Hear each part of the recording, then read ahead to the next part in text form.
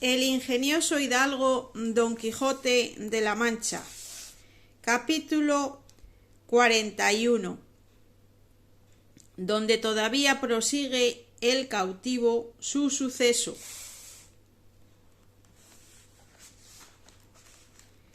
No se pasaron 15 días cuando ya nuestro renegado tenía comprada una muy buena barca capaz de más de 30 personas, y para asegurar su hecho y darle color, quiso hacer como hizo un viaje a un lugar que se llamaba Sargel, que está 30 leguas de Argel hacia la parte de Orán, en el cual hay mucha contratación de higos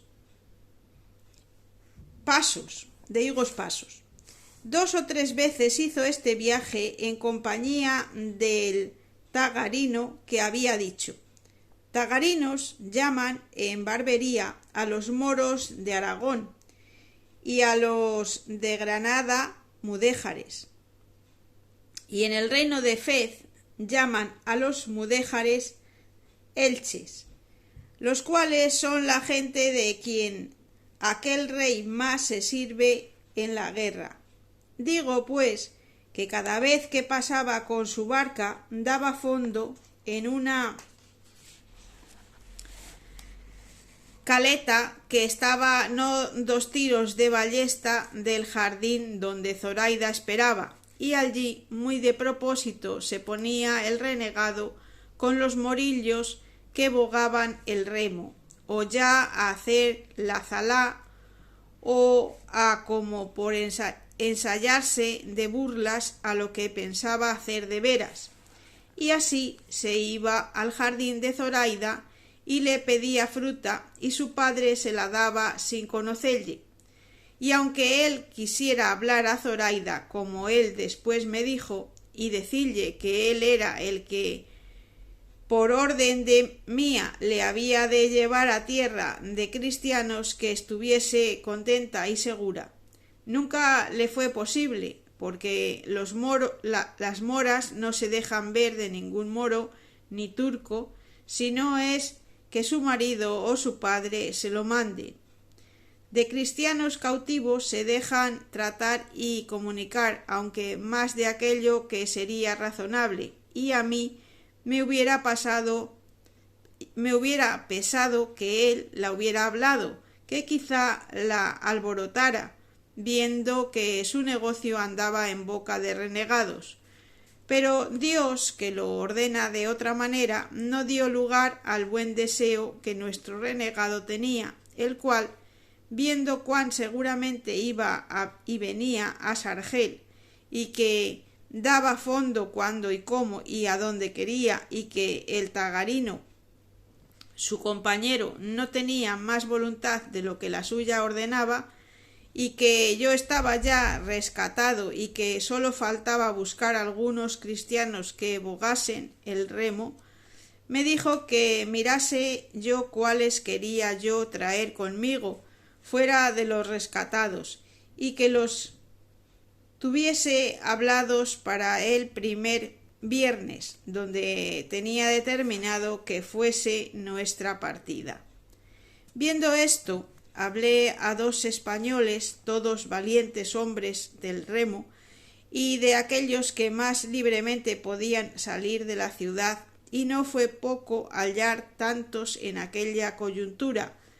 porque estaban 20 bajeles en corso, y se habían llevado toda la gente del remo,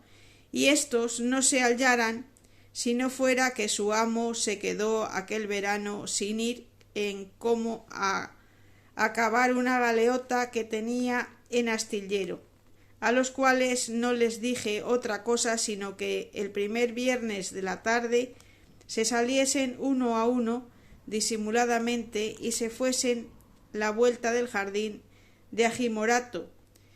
y que allí me aguardasen hasta que yo fuese.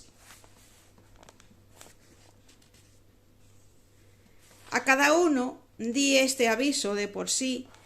con orden que, aunque allí viesen a otros cristianos, no les dijesen sino que yo les había mandado esperar en aquel lugar. Hecha esta diligencia,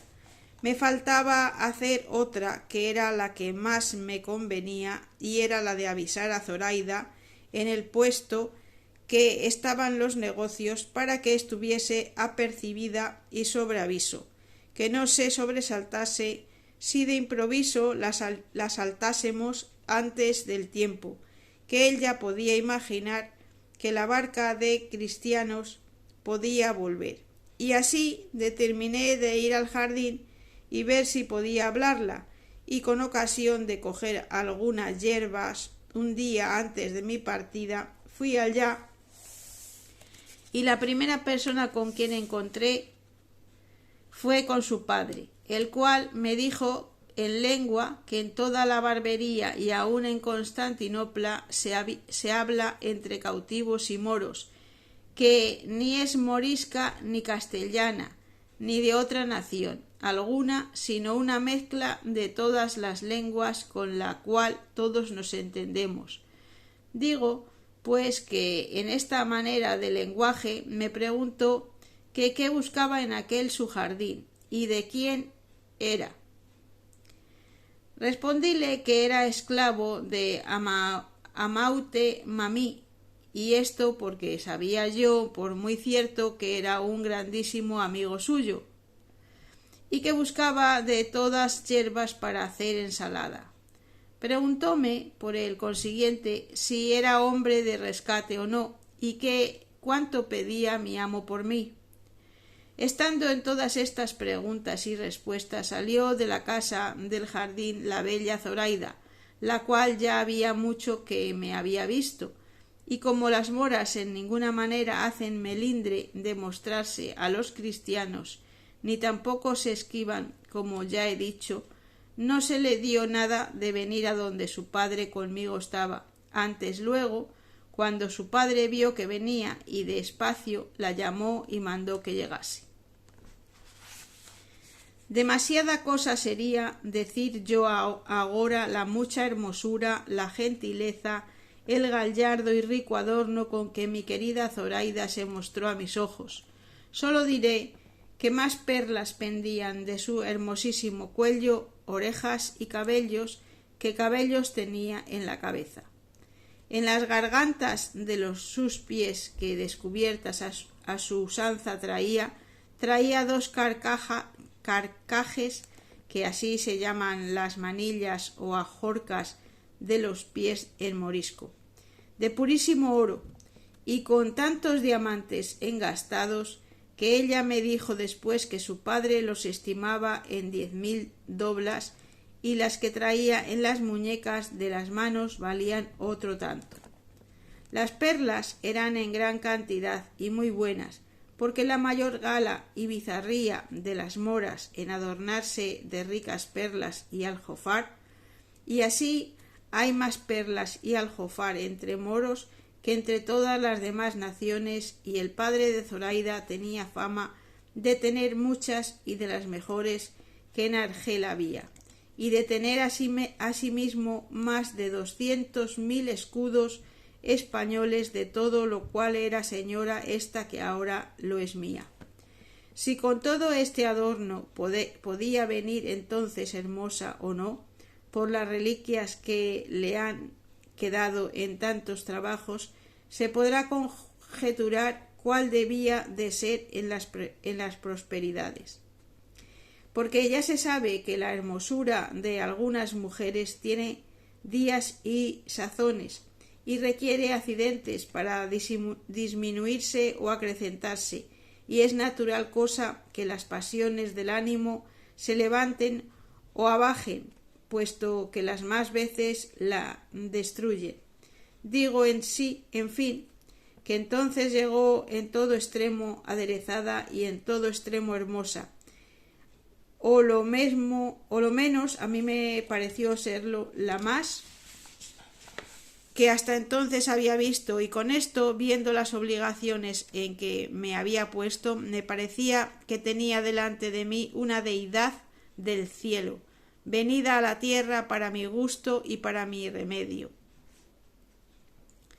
Así como ella llegó, le dijo su padre en su lengua cómo yo era cautivo de su amigo Armaute Mamí y que venía a buscar ensalada. Ella lo tomó la mano y en aquella mezcla de lenguas que tengo dicho me preguntó si era caballero y qué era la causa que no me rescataba. Yo le respondí que ya estaba rescatado y que en el precio podía echar de ver en lo que mi amo me estimaba, pues había dado por mí 1500 zoltanís, a lo cual ella respondió: en verdad que si tú fueras de mi padre, que yo hiciera que no te diera él por otros 2 tantos, porque vosotros cristianos siempre mentís en cuanto decís, y os hacéis pobres por engañar a los moros. Bien podría ser esto, señora, le respondí, mas en verdad que yo la he tratado con mi amo y la trato y la trataré con cuantas personas hay en el mundo. ¿Y cuánto te vas?, dijo Zoraida. Mañana creo, dije, porque está aquí un bajel de Francia que se hace mañana a la vela y pienso irme con él. ¿No es mejor, replicó Zoraida, esperar a que vengan bajeles de España y irte con ellos que no con los de Francia, que no son vuestros amigos? No, respondí yo, aunque si como hay nuevas que viene ya un bajel de España, es verdad, todavía yo lo aguardaré, puesto que es más cierto el partirme mañana, porque el deseo que tengo de verme en mi tierra y con las personas que bien quiero es tanto que no me dejará esperar otra comodidad si se tarda, por mejor que sea. Debes de ser sin duda casado en tu tierra, dijo Zoraida, y por eso deseas ir a verte con tu mujer. No soy, respondí yo, casado, mas tengo dada la palabra de casarme y en llegando allá. ¿Y es hermosa la dama a quien se la diste?, dijo Zoraida. Tan hermosa es, respondí yo, que para encarecella y decirte la verdad se parece a ti mucho. De esto se rió muy de veras su padre y dijo: Gualá, cristiano, que debe de ser muy hermosa si se parece a mi hija, que es la más hermosa de todo este reino. Si no, mírala bien y verás como te digo verdad. Servíanos de intérprete a las más de estas palabras y razones el padre de Zoraida, como más ladino, que aunque ella hablaba la bastarda lengua que, como he dicho, allí se usa, más declaraba su intención por señas que por palabras. Estando en estas y otras muchas razones, llegó un mozo corriendo y dijo a grandes voces que por las bardas y paredes del jardín habían saltado 4 turcos y andaban cogiendo la fruta, aunque no estaba madura. Sobresaltóse el viejo y lo mesmo hizo Zoraida, porque es común y casi natural el miedo que los moros a los turcos tienen, especialmente a los soldados, los cuales son tan insolentes y tienen tanto imperio sobre los moros que a ellos están sujetos, que los tratan peor que si fuesen esclavos suyos. Digo, pues, que dijo su padre a Zoraida: hija, retírate a la casa y enciérrate en tanto que yo voy a hablar a estos canes. Y tú, cristiano, busca tus yerbas y vete en buena hora, y llévete alá con bien a tu tierra. Yo me incliné y él se fue a buscar a los turcos, dejándome solo con Zoraida, que comenzó a dar muestras de irse donde su padre le había mandado, pero apenas él se encubrió con los árboles del jardín, cuando ella, volviéndose a mí, llenos los ojos de lágrimas, me dijo: Tamixí, cristiano, Tamixí, que quiere decir baste, cristiano, baste. Yo le respondí: señora, sí, pero no en ninguna manera sin ti. El primer juma me aguarda y no te sobresaltes cuando nos veas, que sin duda alguna iremos a tierra de cristianos. Yo le dije esto de manera que ella me entendió muy bien a todas las razones que entrambos pasamos, y echándome un brazo al cuello con desmayados pasos comenzó a caminar hacia la casa, y quiso la suerte que pudiera ser muy mala si el cielo no lo ordenara de otra manera, que yendo los dos de la manera postura que os he contado, con un brazo al cuello, su padre, que ya volvía de hacer ir a los turcos, nos vio de la suerte y manera que íbamos, y nosotros vimos que él nos había visto. Pero Zoraida, advertida y discreta, no quiso quitar el brazo de mi cuello. Antes se llegó más a mí y puso su cabeza sobre mi pecho, doblando un poco las rodillas, dando claras señales y muestras que se desmayaba. Y yo ansimismo di a entender que la sostenía contra mi voluntad. Su padre llegó corriendo a donde estábamos y viendo a su hija de aquella manera le preguntó que qué tenía, pero como ella no le respondiese, dijo su padre: sin duda alguna que con el sobresalto de la entrada de estos canes se ha desmayado. Y quitándola del mío, la arrimó a su pecho y ella, dando un suspiro y aún no enjutos los ojos de lágrimas, volvió a decir: Amexi, cristiano, Amexi, vete, cristiano, vete. A lo que su padre respondió: no importa, hija, que el cristiano se vaya, que ningún mal te ha hecho. Y los turcos ya son idos. No te sobresalte cosa alguna, pues ninguna hay que pueda darte pesadumbre, pues como ya te he dicho, los turcos a mi ruego se volvieron por donde entraron.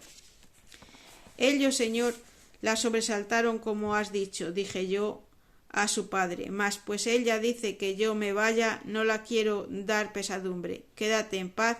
y con tu licencia volveré si fuese menester por yerbas a este jardín, que según dice mi amo, en ninguno las hay mejores para ensaladas que en él. Todas las que quisieras podrás coger, respondió Agimorato, que mi hija no dice esto por tú, ni ninguno de los cristianos la enojaban, sino que, por decir que los turcos se fuesen, dijo que tú te fueses o porque ya era hora que busques tus yerbas. Con esto me despedí al punto de entrambos y ella, arrancándose el alma, al parecer se fue con su padre y yo, con achaque de buscar las yerbas, rodeé muy bien a mi placer todo el jardín, miré bien las entradas y salidas y la fortaleza de la casa y la comodidad que se podía ofrecer para facilitar todo nuestro negocio. Hecho esto, me vine y di cuenta de cuanto había pasado al renegado y a mis compañeros, y ya no veía la hora de verme gozar sin sobresalto del bien que en la hermosa y bella Zoraida la suerte me ofrecía. En fin, el tiempo se pasó y se llegó el día y plazo de nosotros tan deseado, y siguiendo todos el orden y parecer que en discreta consideración y largo discurso muchas veces habíamos dado, tuvimos el buen suceso que deseábamos, porque el viernes, que se siguió al día que yo con Zoraida hablé en el jardín, el renegado al anochecer dio fondo con la barca casi frontero de donde la hermosísima Zoraida estaba. Ya los cristianos que habían de bogar el remo estaban prevenidos y escondidos por diversas partes de todos aquellos alrededores. Todos estaban suspensos y alborotados, aguardándome, deseosos ya de embestir con el bajel que a los ojos tenían, porque ellos no sabían el concierto del renegado, sino que pensaban que a fuerza de que dentro de la barca estaban.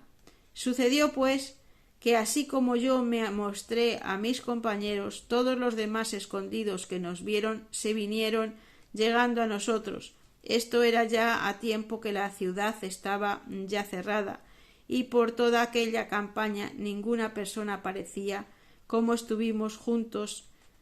dudamos si sería mejor ir primero por Zoraida o rendir primero a los moros vagarinos, que bogaban el remo en la barca, y estando en esta duda, llegó a nosotros nuestro renegado, diciéndonos que en qué nos deteníamos, que ya era hora y que todos sus moros estaban descuidados y los más de ellos durmiendo. Dijímosle en lo que reparábamos y él dijo que lo que más importaba era rendir primero el bajel, que se podía hacer con grandísima facilidad y sin peligro alguno, y que luego podíamos ir por Zoraida, pareciéndonos bien a todos lo que decía, y así, sin detenernos más, haciendo él la guía, llegamos al bajel y saltando él dentro primero, metió mano a un alfanje y dijo en morisco: «Ninguno de vosotros se mueva de aquí si no quiere que le cueste la vida». Ya a este tiempo habían entrado dentro casi todos los cristianos. Los moros, que eran de poco ánimo, viendo hablar de aquella manera a su arráez, quedáronse espantados y sin ninguno de todos ellos echar mano a las armas, que pocas o casi ningunas tenía, se dejaron sin hablar alguna palabra maniatar de los cristianos, los cuales con mucha presteza lo hicieron, amenazando a los moros que si alzaban por alguna vía o manera la voz, que luego al punto los pasarían todos a cuchillo. Hecho ya esto, quedándose en guardia de ellos la mitad de los nuestros, los que quedábamos haciéndonos asimismo el renegado la guía, fuimos al jardín de Agimorato, y quiso la buena suerte que llegando a abrir la puerta se abrió con tanta facilidad como si cerrada no estuviera, y así con gran quietud y silencio llegamos a la casa sin ser sentidos de nadie. Estaba la bellísima Zoraida aguardándonos a unas ventanas, y así como sintió gente preguntó en voz baja si éramos nizaraní, como si dijera o preguntara si éramos cristianos. Yo le respondí que sí, y que bajase. Cuando ella me conoció no se detuvo un punto, porque sin responderme palabra bajó en un instante, abrió la puerta y mostróse a todos tan hermosa y ricamente vestida que no lo acierto a encarecer. Luego que yo la vi, le tomé una mano y la comencé a besar. El renegado hizo lo mismo, y mis dos camaradas y los demás, que el caso no sabían, hicieron lo que vieron que nosotros hacíamos, que no parecía sino que le dábamos las gracias, y la reconocíamos por señora de nuestra libertad. El renegado le dijo en lengua morisca si estaba su padre en el jardín. Ella respondió que sí y que dormía. «Pues sería menester despertalle», replicó el renegado, y llevárnoslo con nosotros y todo aquello que tiene de valor este hermoso jardín. «No», dijo ella, «a mi padre no se ha de tocar en ningún modo, y en esta casa no hay otra cosa que lo que yo llevo, que es tanto que bien habrá para que todos quedéis ricos y contentos, y esperaros un poco y lo veréis». Y diciendo esto, se volvió a entrar diciendo que muy presto volvería, que nos estuviéramos quedos sin hacer ningún ruido.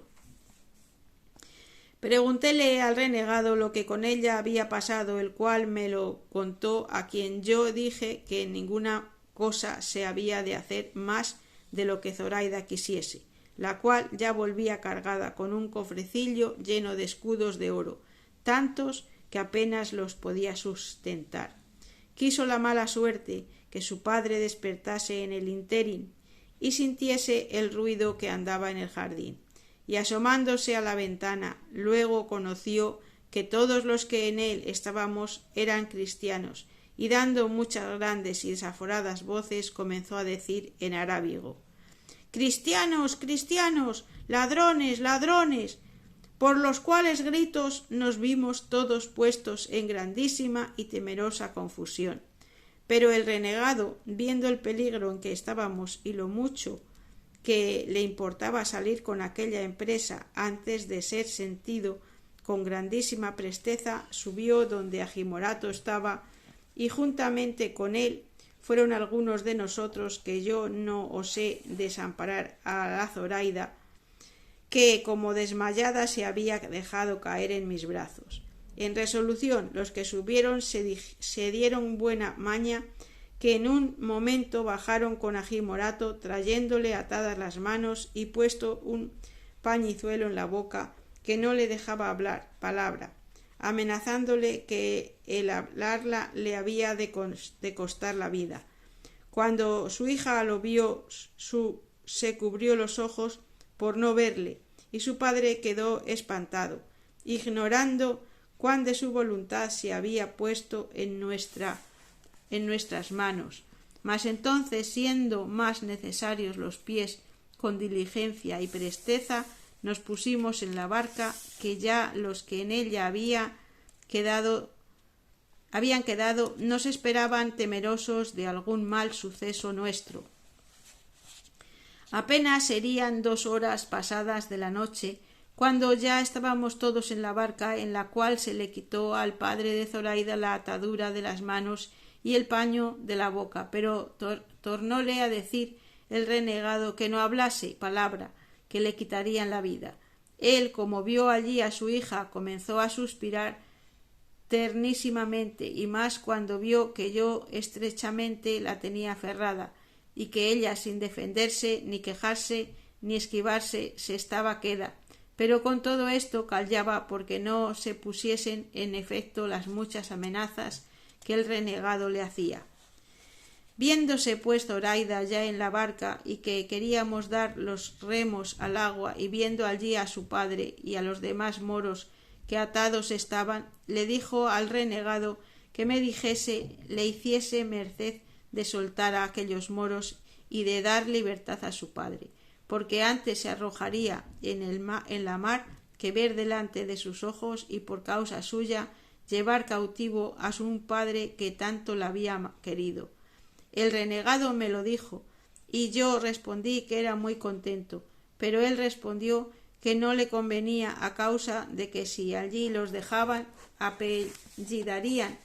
luego la tierra y alborotarían la ciudad, y serían causa que saliesen a buscarlos con algunas fragatas ligeras y les tomasen la tierra y la mar, de manera que no pudiésemos escaparnos, que lo que se podría hacer era darles libertad en llegando a la primera tierra de cristianos. En este parecer venimos todos, y Zoraida, a quien se la dio cuenta con las causas que nos movían a no hacer luego lo que quería, también se satisfizo. Y luego, con regocijado silencio y alegre diligencia, cada uno de nuestros valientes remeros tomó su remo y comenzamos, encomendándonos a Dios de todo corazón, a navegar la vuelta de las islas de Mallorca, que es la tierra de cristianos más cerca. Pero a causa de soplar un poco de viento tramontana y estar la mar algo picada, no fue posible seguir la derrota de Mallorca, y fueron forzoso dejarnos ir tierra a tierra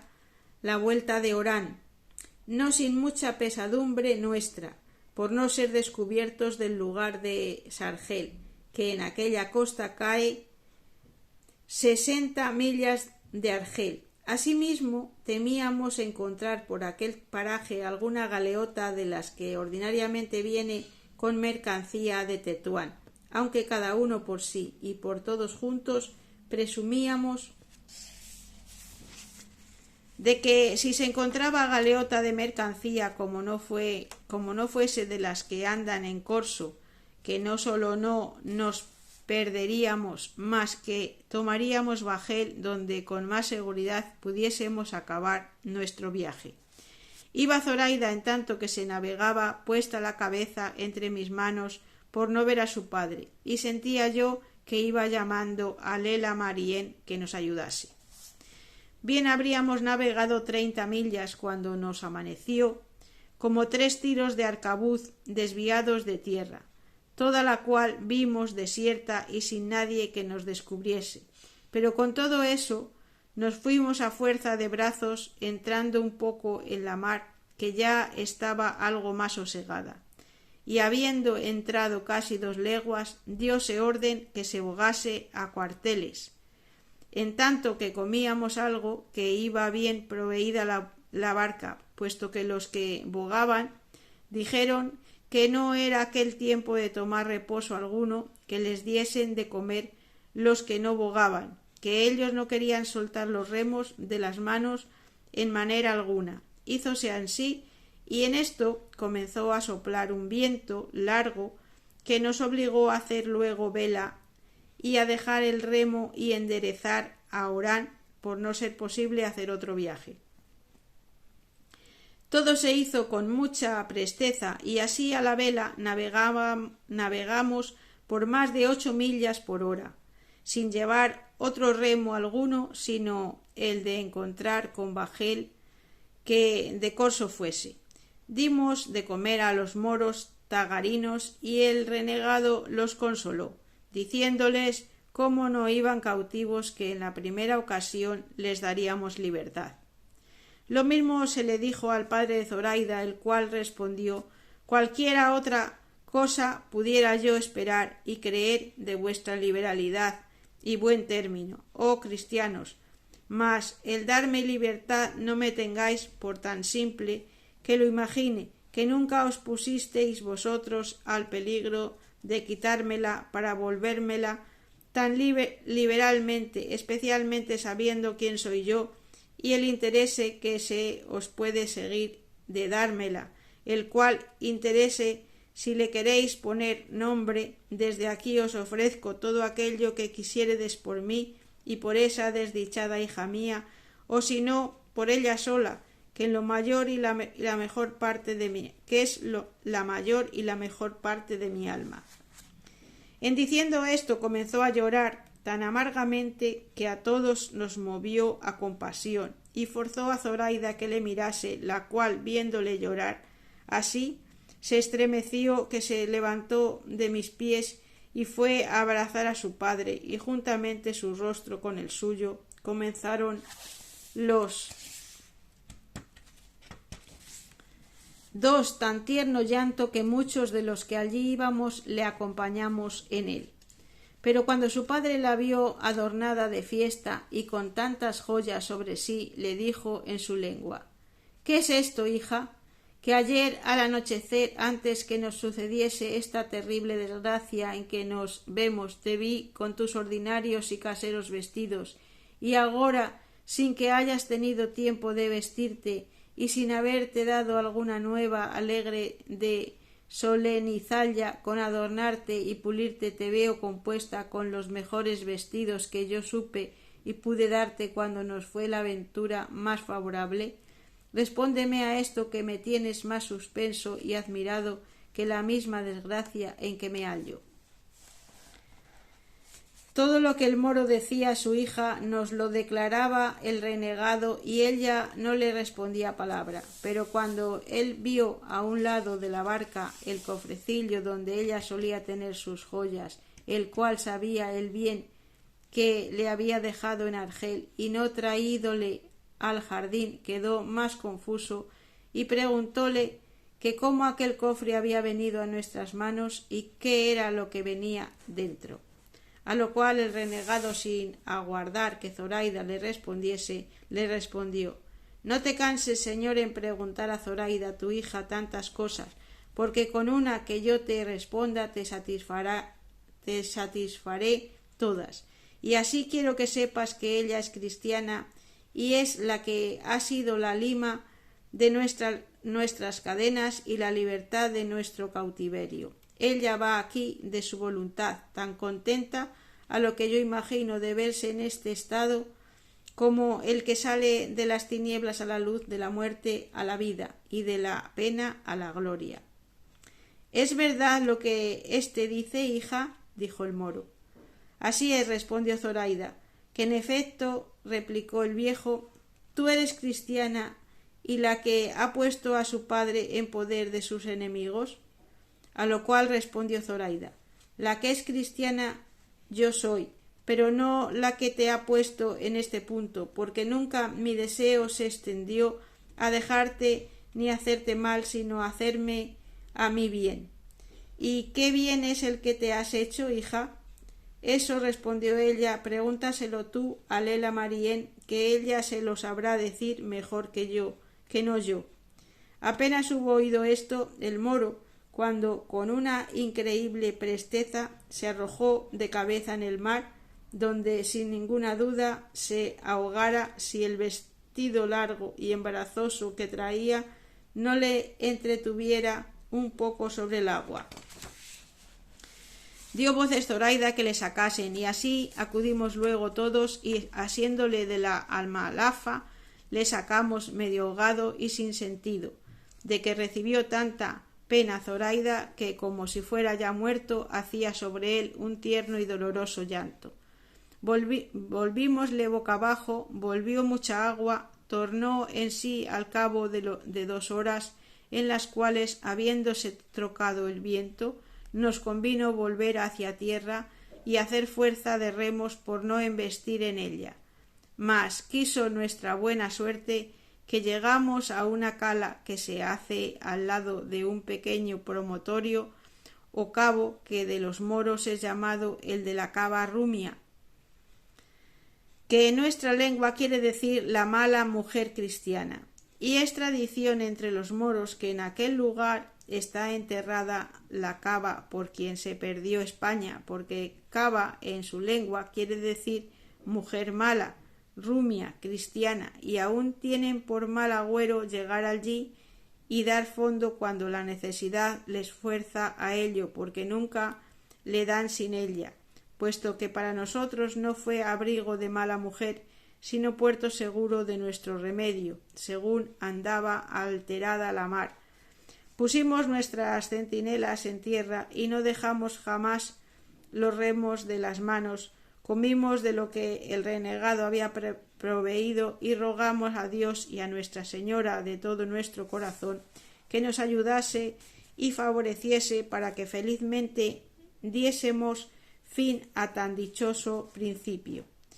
Diose orden a suplicación de Zoraida, como echásemos en tierra a su padre y a todos los demás moros que allí atados venían, porque no le bastaba el ánimo ni lo podía sufrir sus blandas entrañas ver delante de sus ojos atado a su padre y aquellos de su tierra presos. Prometímosle de hacerlo así al tiempo de la partida, pues no corría peligro el dejallos en aquel lugar que era despoblado. No fueron tan vanas nuestras oraciones que no fuesen oídas del cielo, que en nuestro favor luego volvió el viento tranquilo el mar, convidándonos a que tomásemos alegres y a proseguir nuestra comenzado viaje. Viendo esto, desatamos a los moros y uno a uno los pusimos en tierra, de lo que ellos se quedaron admirados, pero llegando a desembarcar al padre de Zoraida, que ya estaba en todo su acuerdo, dijo: ¿Por qué pensáis, cristianos, que esta mala hembra huelga que me deis libertad? ¿Pensáis que es por piedad de mí que de mí tiene? No por cierto, sino que lo hace por el estorbo que le dará mi presencia cuando quiera poner en ejecución sus malos deseos. Ni penséis que la ha movido a mudar religión, entender ella que la vuestra a la nuestra se aventaja, sino el saber que en vuestra tierra se usa la deshonestidad más libremente que en la nuestra. Y volviéndose a Zoraida y teniéndole yo y otro cristiano de entrambos brazos asido porque algún desatino hiciese, le dijo: «Oh, infame moza y mal aconsejada muchacha, ¿a dónde vas, ciega y desatinada, en poder de estos perros naturales enemigos nuestros? Maldita sea la hora en que yo te engendré, y malditos sean los regalos y deleites en que te he criado». Pero viendo yo que llevaba término de no acabar tan presto, di priesa en ponerle en tierra, y desde allí a voces prosiguió en sus maldiciones y lamentos, rogando a Mahoma rogase a Alá que nos destruyese, confundiese y acabase. Y cuando por habernos hecho a la vela no pudimos oír sus palabras, vimos sus obras, que eran arrancarse las barbas, mesarse los cabellos y arrastrarse por el suelo, mas una vez esforzó la voz de tal manera que pudimos entender que decía: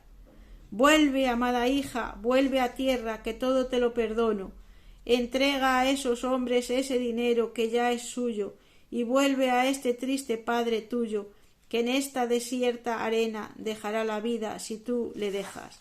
Todo lo cual escuchaba Zoraida y todo lo sentía y lloraba, y no supo decirle ni responderle palabra, sino: «Plega a Alá, Padre mío, que Lela Marién, que ha sido la causa de que yo sea cristiana, ella te consuele en tu tristeza. Alá sabe bien que no pude hacer otra cosa de la que he hecho, y que estos cristianos no deben nada a mi voluntad, pues aunque quisiera no venir con ellos y quedarme en mi casa, me fuera imposible, según la priesa que me daba mi alma, a poner por obra esta que a mí me parece tan buena como tú, Padre amado, la juzgas por mala». Esto dijo a tiempo que ni su padre la oía ni nosotros ya le veíamos, y así, consolando yo a Zoraida, atendimos todos a nuestro viaje, el cual nos le facilitaba el propio viento, de tal manera que bien estuvimos, por cierto, de vernos otro día al amanecer en las riberas de España. Mas, como pocas veces o nunca viene el bien puro y sencillo, sin ser acompañado o seguido de algún mal que le turbe o sobresalte, quiso nuestra ventura, o quizá las maldiciones que el moro a su hija había echado, que siempre se han de temer de cualquier padre que sean, quiso, digo, que estando ya algolfados y siendo ya casi parados 3 horas de la noche, yendo con la vela tendida de alto abajo, frenilados los remos, porque el próspero viento nos quitaba del trabajo de haberlos menester, con la luz de la luna que claramente resplandecía, vimos cerca de nosotros un bajel redondo que, con todas las velas tendidas, llevando un poco a orza el timón delante de nosotros, atravesaba, y esto tan cerca que nos fue preciso amainar por no embestirle, y ellos asimesmo hicieron fuerza de timón para darnos lugar que pasásemos. Habíanse puesto a bordo del bajel a preguntarnos quién éramos y de dónde veníamos, pero por preguntarnos esto en lengua francesa, dijo nuestro renegado: «Ninguno responda, porque estos sin duda son corsarios franceses que hacen a todo ropa». Por este advertimiento ninguno respondió palabra, y habiendo pasado un poco adelante, que ya el bajel quedaba a sotavento de improviso, soltaron 2 piezas de artillería, y a lo que parecía ambas venían con cadenas, porque con una cortaron nuestro árbol por medio y dieron con él y con la vela en el mar, y al momento, disparando otra pieza, vino a dar la vela en mitad de nuestra barca, de modo que la abrió toda, sin hacer otro mal alguno. Pero como nosotros nos vimos ir al fondo, comenzamos todos a grandes voces a pedir socorro y a rogar a los del bajel que nos acogieran, porque nos anegábamos. Amainaron entonces, y echando el esquife o barca a la mar, entraron en él hasta 2 franceses bien armados con sus arcabuces y cuerdas encendidas, y así llegaron junto al nuestro, y viendo cuán pocos éramos y cómo el bajel se hundía, nos recogieron, diciendo que por haber usado de la descortesía de no respondelles nos habían sucedido aquello. Nuestro renegado tomó el cofre de las riquezas de Zoraida y dio con él en el mar, sin que ninguno echase de ver en lo que hacía. En resolución, todos pasamos con los franceses, los cuales, después de haberse informado de todo aquello que de nosotros saber quisieron, como si fueran nuestros capitales enemigos, nos despojaron de todo cuanto teníamos, y a Zoraida le quitaron hasta los carcajes que traía en los pies, pero no me daba a mí tanta pesadumbre la que a Zoraida daban como me la daba el temor que tenía de que habían de pasar del quitar de las riquísimas y preciosísimas joyas al quitar de la joya que más valía y él ya más estimaba. Pero los deseos de aquella gente no se extienden a más que al dinero, y de esto jamás se ve harta su codicia, la cual entonces llegó a tanto que aun hasta los vestidos de cautivos nos quitaran, si de algún provecho les fueran.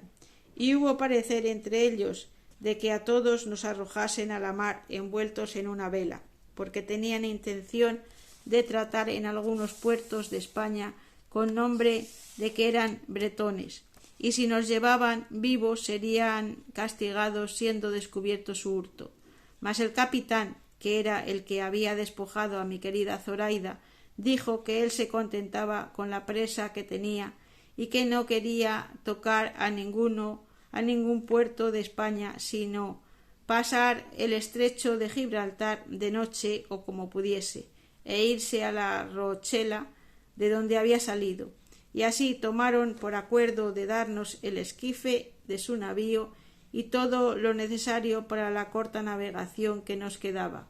como lo hicieron otro día ya a vista de tierra de España, con la cual vista todas nuestras pesadumbres y pobrezas se nos olvidaron de todo punto, como si no hubieran pasado por nosotros tantos el gusto de alcanzar la libertad perdida. Cerca de mediodía podría ser cuando nos echaron en la barca dándonos 2 barriles de agua y algún bizcocho, y el capitán, movido no sé de qué misericordia, al embarcarse la hermosísima Zoraida, le dio hasta 40 escudos de oro, y no consintió que le quitasen sus soldados estos mesmos vestidos que ahora tiene puestos. Entrambos en el bajel dímosles las gracias por el bien que nos hacían, mostrándonos más agradecidos que quejosos. Ellos se hicieron a lo largo, siguiendo la derrota del estrecho, nosotros sin mirar a otro norte que a la tierra que se nos mostraba delante. Nos dimos tanta priesa a bogar que al ponerse el sol estábamos tan cerca que bien pudiéramos, a nuestro parecer, llegar antes de que fuera muy de noche, pero no parecer en aquella noche la luna y el cielo mostrarse escuro, y por ignorar el paraje en que estábamos, no nos pareció cosa segura embestir en tierra como a muchos de nosotros les parecía, diciendo que diésemos en ella aunque fuese en unas peñas y lejos de poblado, porque así aseguraríamos el temor que de razón se debía tener, que por allí anduviesen bajeles de corsarios de Tetuán, los cuales anochecen en Berbería y amanecen en las costas de España y hacen de ordinario presa y se vuelven a dormir a sus casas. Pero de los contrarios pareceres el que se tomó fue de que nos llegásemos a poco y que si el sosiego del mar lo concediese, desembarcásemos donde pudiésemos. Hízose así, y poco antes de la medianoche sería cuando llegamos al pie de una disformísima y alta montaña, no tan junto al mar que no concediese un poco de espacio para poder desembarcar cómodamente. Embestimos en la arena y salimos a tierra, besamos el suelo y con lágrimas de alegrísimo contento dimos todos gracias a Dios, Señor nuestro, por el bien tan incomparable que nos había hecho. Sacamos de la barca los bastimentos que tenía, tirámosla en tierra y subímonos un grandísimo trecho en la montaña, porque aunque allí estábamos y aún no podíamos asegurar el pecho, ni acabábamos de creer que era tierra de cristianos la que ya nos sostenía. Amaneció más tarde y, a mi parecer, de lo que quisiéramos, acabábamos de subir toda la montaña por ver si desde allí algún poblado se descubría, o algunas cabañas de pastores. Pero, aunque más tendimos la vista, ni poblado, ni persona, ni senda, ni camino descubrimos. Con todo esto, determinamos de entrarnos la tierra adentro, pues no podría ser menos sino que presto descubriésemos quien nos diese noticia de ella. pero lo que a mí más me fatigaba era el ver ir a pie a Zoraida por aquellas asperezas que, puesto que alguna vez la puse sobre mis hombros, más le cansaba a ella mi cansancio que le reposaba su reposo, y así nunca más quiso que yo aquel trabajo tomase. Y con mucha paciencia y muestras de alegría, llevándola yo siempre de la mano, poco menos de un cuarto de legua debíamos de haber andado cuando llegó a nuestros oídos el son de una pequeña esquila, señal que por allí cerca había ganado, y mirando todos con atención si alguno se parecía, vimos al pie de un alcornoque un pastor mozo que con grande reposo y descuido estaba labrando un palo con un cuchillo. Dimos voces y él, alzando la cabeza, se puso ligeramente en pie, y a lo que después supimos, los primeros que a la vista se le ofrecieron fueron el renegado y Zoraida, y como él los vio en hábitos de moros, pensó que todos los de la barbería estaban sobre él, y metiéndose con extraña ligereza por el bosque adelante, comenzó a dar los mayores gritos del mundo diciendo: «¡Moros! ¡Moros hay en la tierra! ¡Moros! ¡Moros! ¡Arma! ¡Arma!».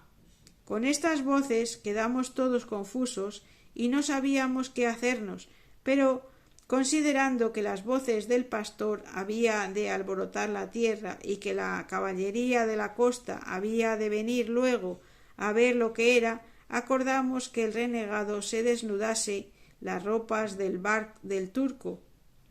y se vistiese un gileco o casaca de cautivo que uno de nosotros le dio luego, aunque se quedó en camisa, y así, encomendándonos a Dios, fuimos por el mismo camino que vimos que el pastor llevaba, esperando siempre cuando había de dar sobre nosotros la caballería de la costa. Y no nos engañó nuestro pensamiento, porque aún no habrían pasado 2 horas cuando, habiendo ya salido de aquellas malezas a un llano,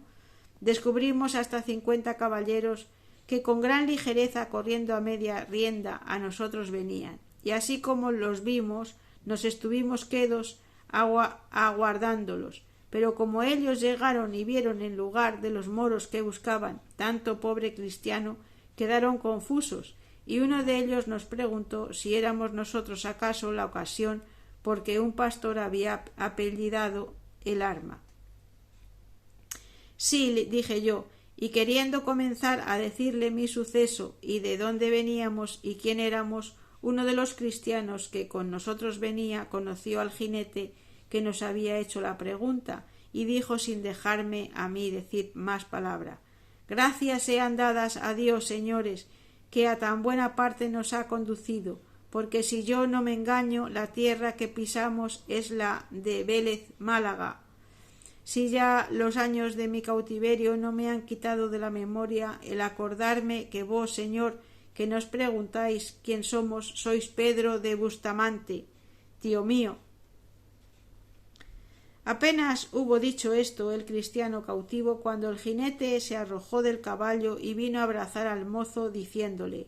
«Sobrino de mi alma y de mi vida, ya te conozco y ya te he llorado por muerto, yo y mi hermana tu madre, y todos los tuyos que aún viven, y Dios ha sido servido de darles vida para que gocen el placer de verte. Ya sabíamos que estabas en Argel, y por las señas y muestras de tus vestidos y la de todos los de esta compañía comprendo que habéis tenido milagrosa libertad». «Así es», respondió el mozo, «y tiempo nos quedará para contároslo todo».